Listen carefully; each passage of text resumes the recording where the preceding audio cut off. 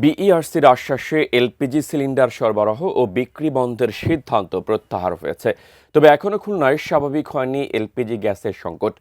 খুলনার commerce college এলাকা থেকে আমাদের বিভাগীয় প্রতিনিধি মোহাম্মদ অসীম জানাচ্ছেন বিস্তারিত। অসীম, এলপিজি গ্যাসের সংকট কি কমেছে?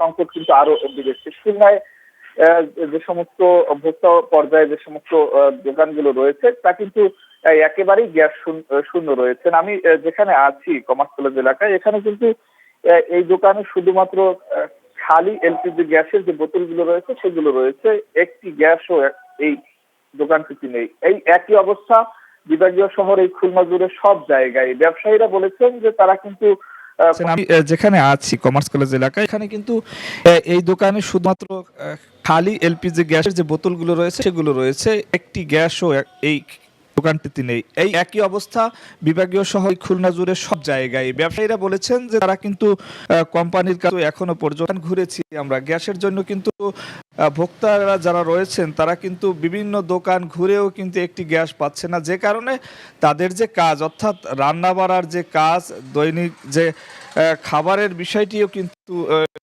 তাদের একটি নানান সমস্যা হয়ে দাঁড়িয়েছে। তারা বলেছেন যে আসলে হঠাৎ করেই কিন্তু এই গ্যাস সংকট, গ্যাস একেবারেই খুলনায় এখন পাওয়া যাচ্ছে না। গত 2 দিন ধরে ধর্মঘটের আগে বেশি টাকায় হলেও কিছুটা গ্যাস মিলতো, তবে এখন আজ থেকে একেবারেই গ্যাস নেই। সে কারণে কিন্তু আসলে তারা এক ধরনের গ্যাস সিলিন্ডার চায়, কিন্তু সেটিও তারা পাচ্ছে না।